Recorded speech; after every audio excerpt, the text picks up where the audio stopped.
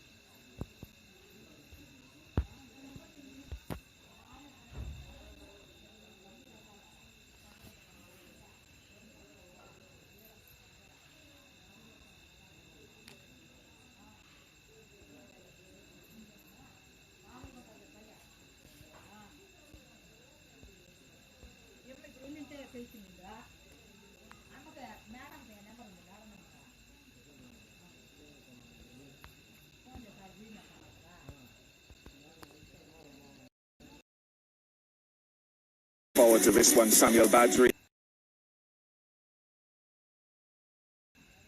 Position, knowing that they have some in the sheds. He has so far with the bat, hope that he can stay fit, stay on the park for much longer. And that innings, and it was remarkable. It really was one of the great T20 innings of all time. I don't think we could ever imagine that day that that Tallawahs were going to dig themselves out of the hole they're in, but Andre Russell had a different idea, and I do remember the game, him getting dropped the ball.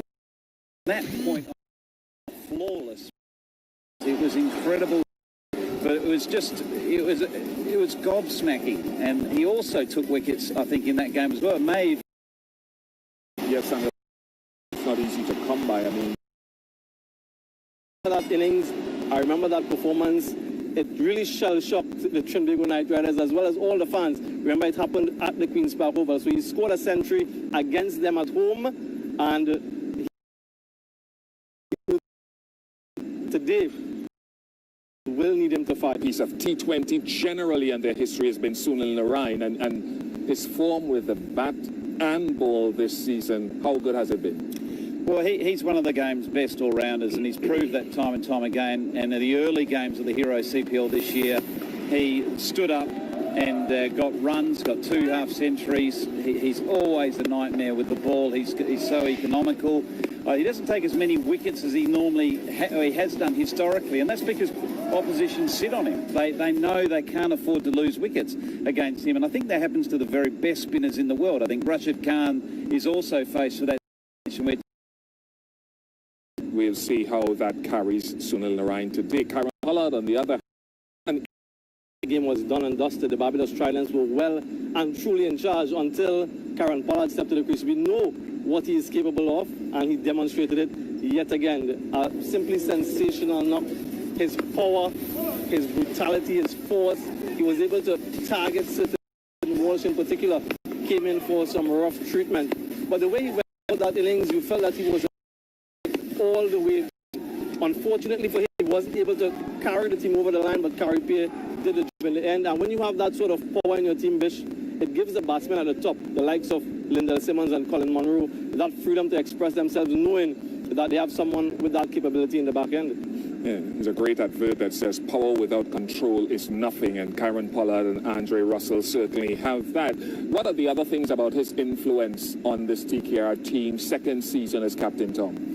Well, he's a very fine leader, and not only by example, the way he bats and when he gets the ball, when he bowls, but he sets very high standards. You know, it's interesting, I was talking to Brendan McCullum last night about Pollard and his leadership, and he said he's remarkable at training as well, in that he trains as hard as anyone. He pushes others to his level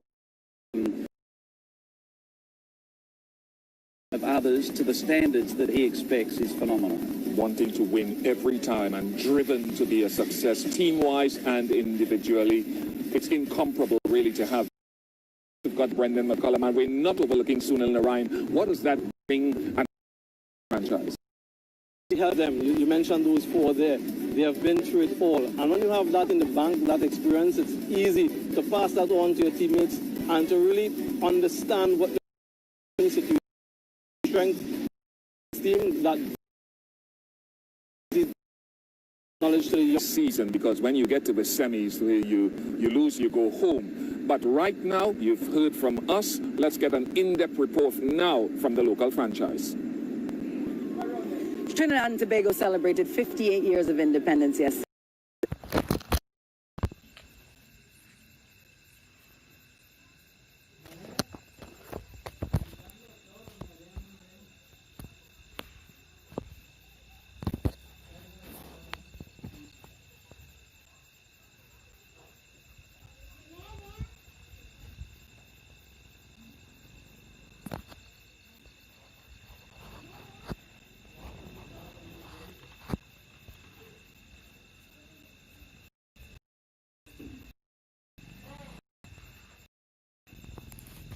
The next 10 days, there's some significant challenges in front of us. Look, this team's won titles. You know, themselves as Guyana. I thought last year Guyana were outstanding in the way that they went about, and they had one bad game, and that can happen. But you know, you can't worry about that stuff. You just got to keep getting up every day, never taking a day off, and trying to make sure you're driving yourselves forward and trying to be as good as what you can. If someone turns up and plays than you on the day, well, so be it. You can't control that. But I know they're fiercely determined this year to get back to where they were the previous year, which was as champions. And obviously last year hurt a lot not making the final, and then obviously not standing there at the end. So much to do in the next 10 days, but I'm sure we're up for the fight. You've got a lot of champions on that team, men who are individual titans in Pollard, in Bravo, in Narine. How do you manage that as a coach? You stay out of their way. We've got 2,500 games of experience within our side, and we've probably got 3 of the top